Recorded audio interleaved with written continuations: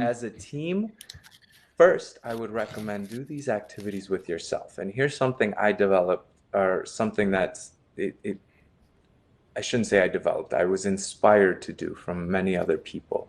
And morning routine is going to be the most important. And right now, I think most of us have the ability to really strengthen, clarify, or develop our morning routine.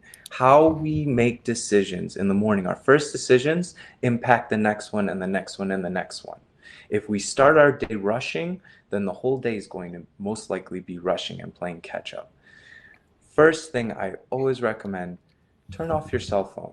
If you use it as an Oh alarm, my God, that's wake so up true. and then turn it on. We all have our own cell phone ritual. If we start our day with it, and usually it's checking messages, checking the news, and checking social media.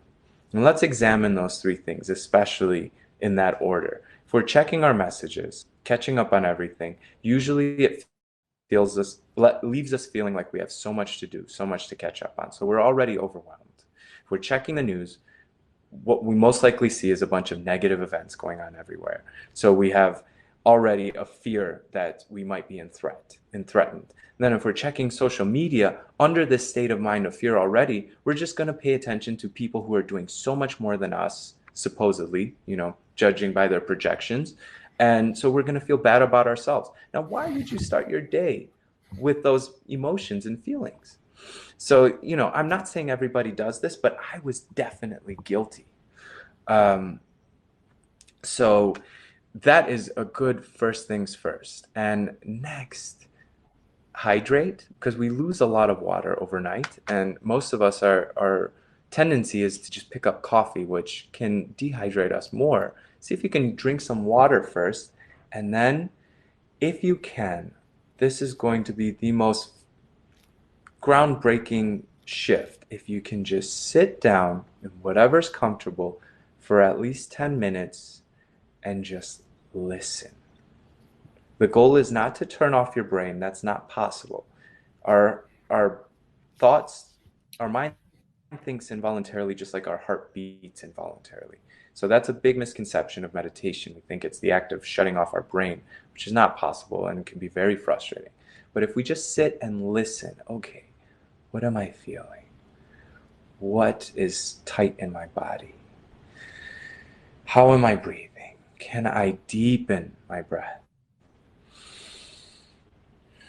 And just listen. Let the thoughts go without reacting to them. Oh, I got to do this. Oh, I got to do that. Oh, I got to do. Okay, that's okay. I'll do it. I'll do it later. I'll do it.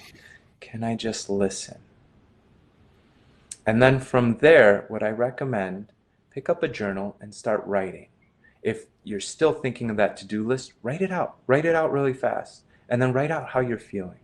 All of this is going to start unloading. And then from there, that because we have time now, I suggest put on your favorite song and start dancing. Just shake it all off. Get weird, get crazy, just one song worth, and then sit back in stillness and notice the difference. Notice how you're feeling now. Notice your emotions, especially for those glass half empty people.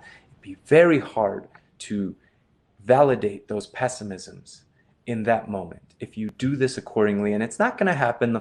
It might not instantly happen. It'll take several days of practice and rehearsal to do this. But that is a great morning routine. And from there, exercise, movement. We all know the thing. If we all did what we knew we should, we'd all be superhuman. Hmm. But there's always resistance to it. So I think it's important to take baby steps to acknowledge where you are. If you've never had any formal morning routine before, I think just starting with your cell phone off is going to be huge. If you've never tried meditating before, maybe just sit for 2 minutes, sit for 5 minutes, but tell yourself that I'm sitting here and make it a discipline.